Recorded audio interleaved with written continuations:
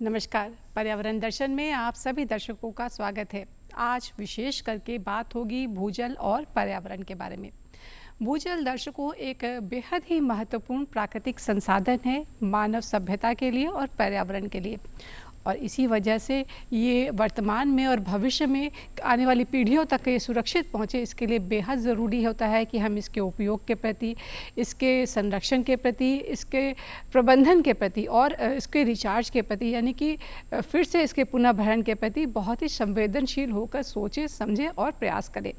तो भूजल से संबंधित बहुत सारी बातें हैं जो आज के कार्यक्रम में हम करेंगे, जानेंगे, समझेंगे आज के हमारे खास मेहमान से। लेकिन उससे पहले आइए देखते हैं भूजल से जुड़ी हुई ये क्लिपिंग्स।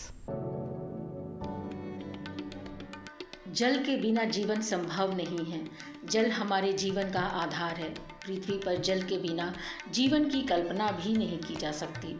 ये सच भी है। जल है तो कल है। भूजल और पर्यावरण एक दूसरे से गहराई से जुड़े हैं। भूजल पृथ्वी के जल चक्र का एक प्रमुख हिस्सा है जो वैश्विक आबादी के पीने के पानी और कृषि सिंचाई का मुख्य आधार है। इसे सुरक्षित और संतुलित रखना पारिस्थितिक तंत्र के स्वास्थ्य और पर्यावरण संरक्षण के लिए अत्यंत आवश्यक है। पारिस्थितिक तंत्र का आधार भूजल है जो नदियों, झीलों और आर्द्र भूमियों को साल भर पानी का प्रवाह प्रदान करती है, जिससे वन्य जीवों और जलीय आवासों का संतुलन बना रहता है। जलवायु परिवर्तन के प्रभाव से बचने के लिए भूजल एक प्राकृतिक और सुरक्षित विकल्प है, क्योंकि यह भूमि के नीचे वाष्पीकरण से सुरक्षित रहता है। इसके साथ ही भूजल स्तर सही रहने से पौधों और पेड़ों की जड़ों को आवश्यक नमी मिलती है, जिससे हमें शुद्ध हवा प्राप्त होती है। हमारी पृथ्वी पर लगभग 75% भाग जल से ढका हुआ है, लेकिन इसमें से केवल 30% जल ही मीठा है। उसमें भी अधिकांश ग्लेशियर और बर्फ के रूप में जमा है। लेकिन पिछले कुछ दशकों से काफ़ी कुछ बदलाव आया है। बढ़ती जनसंख्या, विकास की तेज रफ्तार, स्वच्छ जल की उपलब्धता कम होती जा रही है, जिससे भूजल के स्तर में लगातार कमी आई है और लोगों की जिंदगी भी संकट में पड़ गई है। जल केवल हमारी आवश्यकता नहीं, बल्कि यह संपूर्ण पर्यावरण और पारिस्थितिक तंत्र का आधार है। यदि जल संसाधन समाप्त होते हैं तो जीवन के साथ साथ हमारे पर्यावरण की पूरी श्रृंखला भी प्रभावित होगी। शोध बताते हैं कि भूजल को सबसे बड़ा खतरा कचरे का अनुचित निपटान, कृषि में रसायनों का अत्यधिक प्रयोग और औद्योगिक अपशिष्ट जमीन के अंदर रिस कर पानी को जहरीला बना रहे हैं, जिससे जैव विविधता और मानव स्वास्थ्य प्रभावित हो रहा है। धरती को मानसून के समय सबसे अधिक पानी प्राप्त होता है, लेकिन कुछ सालों से बारिश की कमी के कारण कृषि के लिए भूमिगत जल का ज़्यादा उपयोग किया गया, जिस कारण भूजल के स्तर और इसकी गुणवत्ता में कमी आई है। साफ पानी की उपलब्धता देश और दुनिया के लिए चुनौती बनती जा रही है। इस संकट से निपटने के लिए सरकार की अटल भूजल योजना एक महत्वपूर्ण कदम है, जिसका उद्देश्य जल संकट वाले क्षेत्रों में सामुदायिक भागीदारी के माध्यम से भूजल प्रबंधन में सुधार और ग्राम पंचायत स्तर पर स्थानीय लोगों को शामिल करके भूजल के विवेकपूर्ण उपयोग और संरक्षण के लिए जागरूक करना है। जल संचयन संरचनाओं का निर्माण और नवीनीकरण करके भूजल स्तर को बढ़ाने के साथ ही कृषि क्षेत्र में पानी की भारी खपत को कम करने के लिए ड्रिप और स्प्रिंकलर सिंचाई को प्रोत्साहित करना है। पर इस सब के साथ हम सबको मिलकर कार्य करने की आवश्यकता है। पानी केवल एक संसाधन नहीं, बल्कि जीवन का आधार है। इसकी हर बूंद अनमोल है। तो दर्शकों, अभी आपने क्लिपिंग्स के माध्यम से कुछ तो समझा और कुछ और जानेंगे आज के हमारे खास मेहमान के साथ। आज हमारे साथ कार्यक्रम में राजीव रंजन शुक्ल जी हैं, जो कि क्षेत्रीय निदेशक हैं भूजल केंद्रीय बोर्ड बिहार और झारखंड के। सर, बहुत बहुत स्वागत है हमारे कार्यक्रम में आपका। बहुत बहुत धन्यवाद मैडम, नमस्कार आपको। इस ज्वलंत मुद्दे पे, ज्वलंत विषय पर मुझे आमंत्रण के लिए धन्यवाद मैडम। जी सर, हम सभी अगर कॉमन पर्सन की बात करें तो भूजल हम समझते हैं कि ज़मीन के अंदर से पानी है और उसे फॉर ग्रांटेड लेकर चलते हैं कि है तो भाई पानी तो है ही। लेकिन हम सही मायने में समझना चाहेंगे एक टेक्निकल टर्म्स में कि भूजल किसे कहते हैं और भूजल वहाँ तक कैसे पहुँचता है। एक आपने भी सुना होगा, रहीमन पानी राखिए बिन पानी सब सून। और ये पानी जो है, जो हम लोग पर्यावरण की बात कर रहे हैं, कि पर्यावरण के विभिन्न घटकों में से एक महत्वपूर्ण घटक है जल। जी बिल्कुल। और जल है तो जीवन है, और जीवन है जल है तो हरियाली है। इस जल में एक जो प्रमुख स्रोत है, वो है भूजल। और भूजल जब आप गूगल करेंगी, जब स्टैटिस्टिक्स देखेंगी, तो धरा पर जो हमारे जल उपलब्ध हैं उसमें 97% समुद्र में है, जो कि खारा पानी है।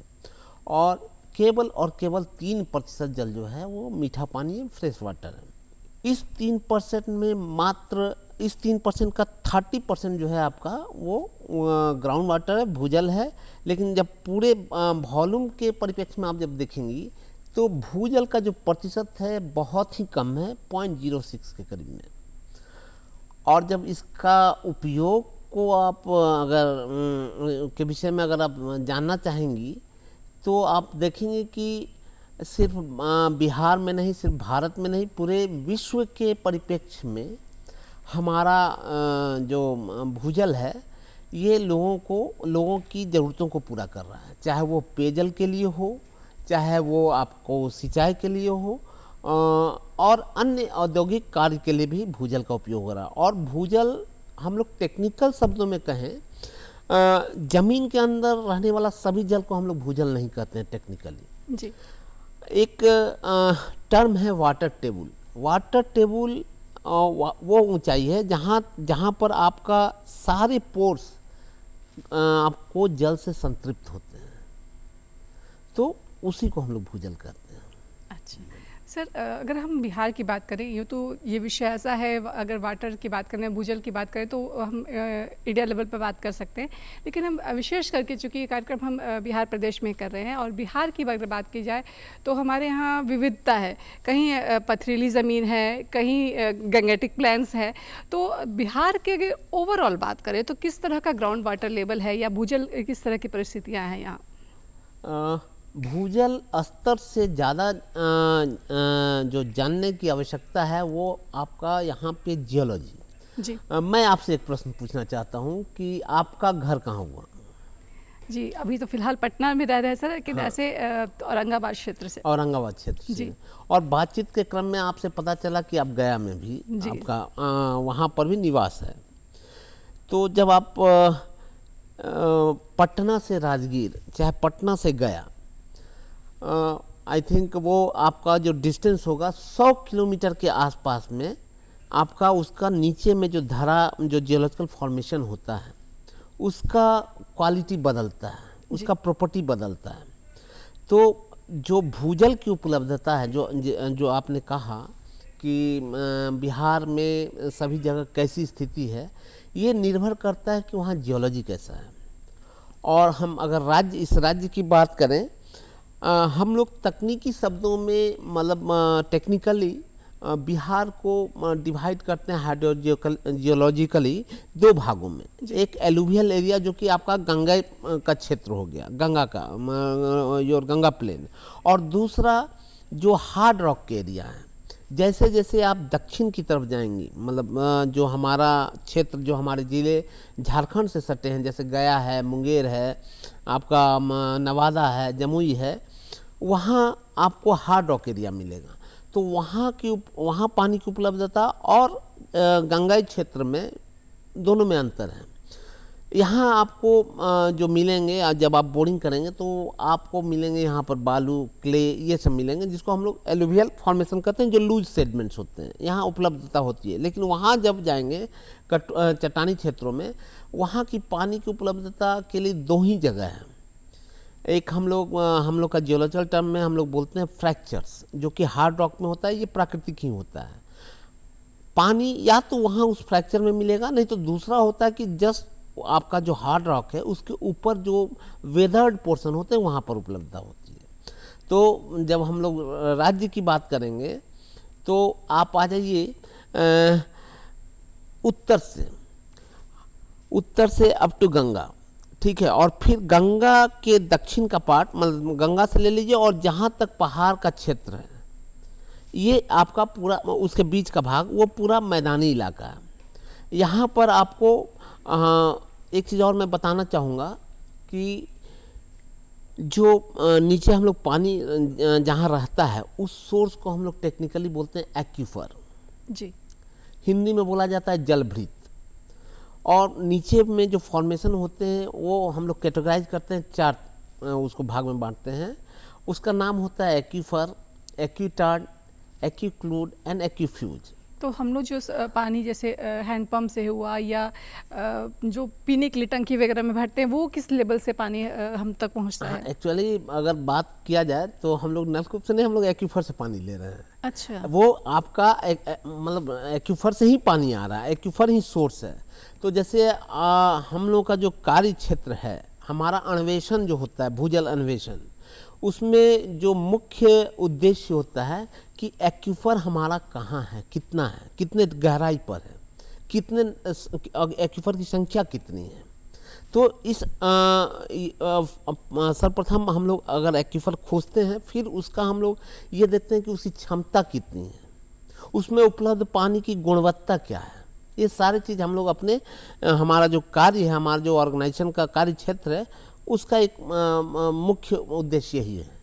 यानी कि हम लोग जो टेक्निकली इतना साउंड चीज़ें हैं, हमेशा हम जब बात करते हैं तो बोलते हैं कि पानी का लेवल नीचे चला गया, ऊपर आ गया, यहाँ पानी नहीं मिला, लेकिन ये बहुत ही टेक्निकल वे में भूजल जो है वो अवेलेबिलिटी होती है और इसकी गुणवत्ता की जांच की जाती है। यहाँ मैं राजीव जी समझना चाहूँगी, जब हम गुणवत्ता, पानी की गुणवत्ता की बात करते हैं, इनफैक्ट हम बिहार के इन जनरल बात करें तो जो बिहार में भूजल है, इसके इश्यूज़ क्या क्या हैं? मैं जैसा चर्चा कर रहा था मैडम कि यहाँ पर जो हम लोग दो भागों में बांटते हैं हाइड्रोजियोलॉजिकली राज्य को, एक एलुवियल एरिया, एक हार्ड रॉक एरिया। तो सौभाग्य से हम लोग का जो क्षेत्र है, करीब करीब 90% क्षेत्र हमारा एलुवियल एरिया है, ठीक, और रेस्ट आपका कठोर है। लेकिन जस्ट आप बगल के राज्य में जाइए, हमारा पड़ोसी राज्य झारखंड है, स्थिति ठीक उसके उलट है। और जब पूरे देश के परिप्रेक्ष्य में आप बात करेंगी तो पूरे देश में हार्ड रॉक का जो प्रतिशत है वो करीब करीब 78% है। अच्छा। तो इस दृष्टिकोण से बिहार राज्य में एक्यूफर जो एलुवियल एरिया है, वहाँ आप उसका प्रतिशत काफ़ी अच्छा है। और जो यहाँ के जो इश्यूज हैं वो क्या है, यहाँ ये जो पूरे राज्य में उपलब्धता ठीक है, लेकिन जहाँ जैसे जैसे आप दक्षिण की तरफ जाइएगा तो वहाँ पर एक्यूफर का थिकनेस कम होता है। तो जहाँ एक्यूफर की थिकनेस कम है, वहाँ पर निश्चित रूप से पानी की उपलब्धता थोड़ा कठिन होती है। तो हम कह सकते हैं कि मुख्यतः राज्य में दो तरह का इशू है मुख्यतः। एक तो है कि दक्षिण के इलाकों में हमारा एक्यूफर का थिकनेस कम होने के कारण पानी की उपलब्धता में थोड़ा सा परेशानी होती है। और दूसरा एक है गुणवत्ता।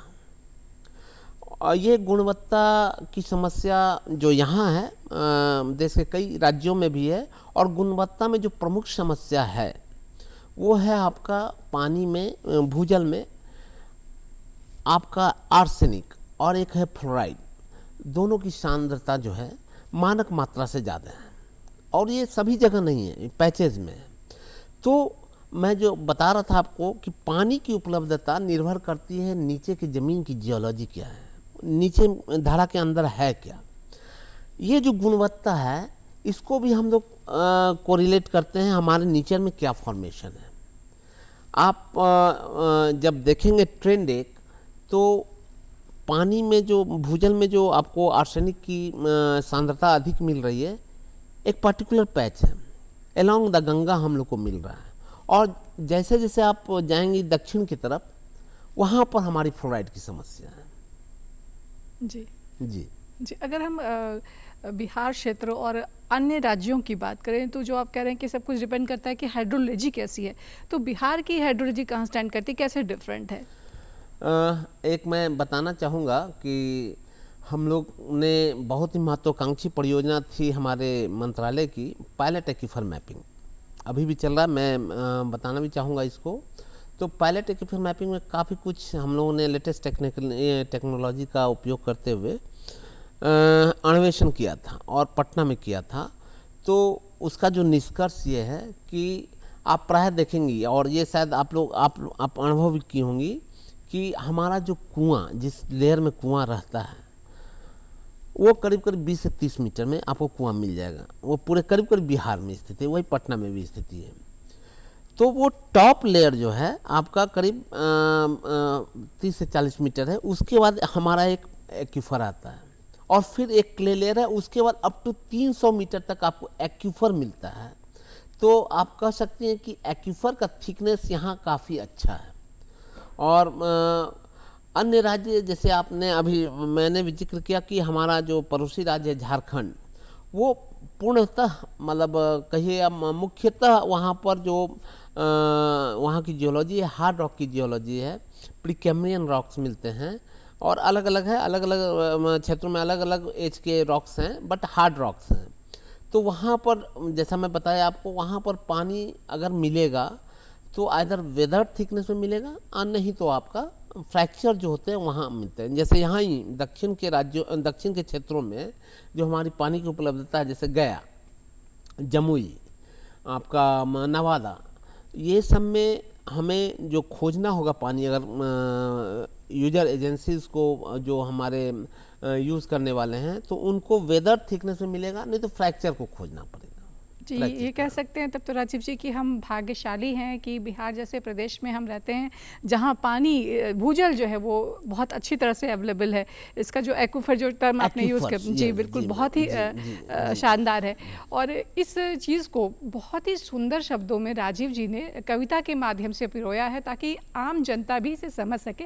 तो मैं राजीव जी से रिक्वेस्ट करूँगी, जो कविता आपने भूजल को लेके जो एक्सप्लेन करती है कि क्या है भूजल, वो हमारे दर्शकों को ज़रूर सुनाएं। एक्चुअली ये मैंने पोएटिक फॉर्म में इसको पंक्तियों में पंक्तिबद्ध किया था। भूजल विज्ञान है क्या, और मैंने कोशिश किया है कि हमारा ऑर्गेनाइजेशन जो कार्य करता है, चाहे हम जो कार्य किए हैं अभी तक, हमारा जो कार्य अनुभव है, उसमें सारी चीज़ों को मैं इसमें समाहित कर लूँ। और हम लोग का जो परिचय होता है, जो हम लोग जब ज्वाइन करते हैं, तो हाइड्रोजियोलॉजिस्ट का हम लोग का पद माना जाता है, साइंटिस्ट हाइड्रोजियोलॉजिस्ट। तो उसी से मैंने शुरू किया है लाइंस को। कविता का शीर्षक है भूजल विज्ञान। तो मैं शुरू करना चाहूँगा। भूजल वैज्ञानिक को कहते हैं हाइड्रोजियोलॉजिस्ट, जो होते हैं बहुत ही ऑप्टिमिस्ट। हम लोग काफ़ी आशावादी होते हैं मैडम। करते हैं भूजल की खोज, क्या है धरा के अंदर, कर इसकी सोच। किया जाता है सर्वप्रथम सैल की पहचान। सैल मैडम पत्थर को बोलते हैं। तो मैं जो जियोलॉजी की बात कर रहा था, सबसे पहले हम लोग ये देखते हैं कि जियोलॉजी क्या है उस एरिया का। किया जाता है सर्वप्रथम सैल की पहचान, इससे हो जाता है कार्य आसान। प्रथम करते हैं भूगर्भीय अध्ययन, जियोलॉजिकल स्टडी हम लोग करते हैं शुरू में। आंकड़ों पर तब करते हैं चिंतन और मनन। यदि क्षेत्र है मैदानी, जैसे मैं आपको बता रहा था, यदि क्षेत्र है मैदानी तो समझो है पानी ही पानी। फिर भी करना है गहन अध्ययन, फिर भी करना है गहन अध्ययन, इसलिए करो अध्ययन करके छिद्रण। हम लोग अपना जो हम लोग का जो एक्टिविटी होता है, उसमें drilling one of the major activity होता है। उसमें हम लोग को फर्स्ट हैंड जो ये मिलता है इंफॉर्मेशन कि नीचे में क्या। हम लोग 300 मीटर तक का ड्रिलिंग करते हैं मैडम, 300 मीटर में 1000 फीट के अराउंड। गहन अध्ययन, इसलिए करो अध्ययन करके छिद्रण। लिथोलॉजिकल लॉग और जियोफिजिकल लॉग जानकर, ये थोड़ा टेक्निकल टर्म हुआ। लिथोलॉजिकल लॉग वही जो मैं बता रहा था आपको कि धड़ा के अंदर हमारा क्या है, किस डेप्थ पर क्या चीज़ है, बालू है, ग्रेवल है, क्ले है, क्या है, ये आपका एलुवियल एरिया में। और अगर हमारा हार्ड रॉक एरिया है तो किस तरह का रॉक है। तो लिथोलॉजिकल लॉग और जियोफिजिकल लॉग जानकर, जलभृत को पहचान कर, जो हमारा उद्देश्य होता है हमारा एक्वीफर को जानना, जलभृत को पहचान कर अन्वेषण का करते हैं शुभारंभ। धरा के अंदर क्या है दूर करते हैं इसका भ्रम। बहुत ही खूबसूरत अंदाज में आपने बहुत ही सरल शब्दों में लोगों तक, आम जनता तक कि क्या है भूजल और किस तरह से भूजल वैज्ञानिक काम करते हैं, बहुत ही सरल शब्दों में बहुत ही खूबसूरती से आपने पिरोया है। सर, हम एक चीज़ और समझना चाहेंगे, भूजल जाहिर सी बात है कि हम बिहारवासी हैं तो धनी हैं काफ़ी मामलों में, लेकिन भूजल की एक लिमिटेशन कहीं ना कहीं होती होगी। तो भूजल के इस्तेमाल पे नियंत्रण कहीं ना कहीं कंट्रोल किया जाता होगा, कहीं कोई पैनल होगा जो इसको नियंत्रित करता होगा? बिल्कुल इसका रेगुलेशन होता है और इसके प्रबंधन और विकास के लिए केंद्रीय भूजल प्राधिकरण है, सेंट्रल ग्राउंड वाटर अथॉरिटी, जो हम लोग सेंट्रल ग्राउंड वाटर के साथ में ही है, और इसका रेगुलेशन यही होता है। चूँकि पानी राज्य सरकार का सब्जेक्ट है, राज्य सरकार का विषय है, तो यहाँ कई राज्यों में बन चुका है, यहाँ भी बन चुका है। तो जहाँ अभी ये फंक्शन में नहीं है, इसका regulation central ground water authority द्वारा किया जा रहा है। और इसमें इस प्लेटफॉर्म का इस अवसर पर मैं ये कहना चाहूँगा कि सारे जितने भी हमारे माइनिंग इंडस्ट्रियल इंफ्रास्ट्रक्चर एनओसी लेना आवश्यक है जी। ये इंफॉर्मेशन मैं भी देना चाहूँगा कि सारे को एनओसी लेना आवश्यक है जो भी भूजल निकासी कर रहे हैं। जी, तो साथ ही साथ में राजीव जी, कॉमन पर्सन के लिए, जैसे हम हैं, आप हैं, जो वैज्ञानिक हैं या जो इससे जुड़े हुए लोग हैं, काम कर रहे हैं, उनकी तो स्पेशलाइज्ड हैं ही, वो फोकस्ड हैं, ज़्यादा संतुलित वे में काम करते हैं। लेकिन जो कॉमन पब्लिक है उनके लिए मैं एक संदेश चाहूँगी चलते चलते कि उनको अपना आचरण किस तरह रखना चाहिए कि भूजल जो है वो सुरक्षित रहे। मैं छोटा सा चीज़ बोलना चाहूँगा और इसको मैं शुरुआत करूँगा संस्कृत के एक पंक्ति से कि जलम रक्षतु स्व रक्षति रक्षितः भविष्यति। आप जल की रक्षा कीजिए, भविष्य की रक्षा हो जाएगी आपकी। तो इसके लिए मैं दो पंक्तियों में बोलना चाहूँगा, ये मेरी कविता का ही दो पंक्ति है। इतना ही करें हम भूजल उपयोग, बिन पानी रहे नहीं कोई लोग, लगाए नहीं हमारी अगली पीढ़ी, कुएं से पानी लेने को कोई सीढ़ी। वाह, बहुत खूबसूरत। और मैं चाहूँगा जल संरक्षण, जल का बचाव ये सिर्फ सरकार की जिम्मेवारी नहीं है, ये हमारा भी कर्तव्य होना चाहिए, क्योंकि पर्यावरण और मानव जीवन का एक सह अस्तित्व है। तो सरकारें तो प्रयास कर रही हैं, वो केंद्र की सरकार हो चाहे राज्य की सरकार हो। जैसे केंद्र की सरकार द्वारा इस दिशा में काफ़ी प्रयास किया जा रहा है और 2019 से ये प्रयास शुरू हुआ जल शक्ति अभियान से जी। और ये इसका क्रम चलता रहा 2000 उसके बाद क्रमशः आपका जल शक्ति अभियान की तरह कैच द रेन का आया। जी, यानी कि सरकार की तरफ से तो प्रयास जारी हैं, लेकिन कॉमन पब्लिक की भी जिम्मेवारी बनती है कि वो भी अपनी भागीदारी दे। बहुत महत्वपूर्ण जानकारियां आपने आज कार्यक्रम में दी, आपका बहुत बहुत धन्यवाद। धन्यवाद। तो दर्शकों, आज हमने भूजल के बारे में बात की कि किस तरह से भूजल मानव अस्तित्व और पर्यावरण के लिए इम्पॉर्टेंट रोल प्ले करता है, और आज ही नहीं हमेशा से करता रहा है और आगे भी करेगा। तो ये जिम्मेवारी हमारी और आपकी भी बनती है कि इसके इस्तेमाल के प्रति, इसके प्रबंधन के प्रति हम सचेत पूर्ण रहें। अगले अंक में पर्यावरण दर्शन में हम फिर उपस्थित होंगे पर्यावरण संरक्षण से जुड़े हुए एक खास विषय और खास मेहमान के साथ। लेकिन फिलहाल इजाज़त दीजिए, नमस्कार।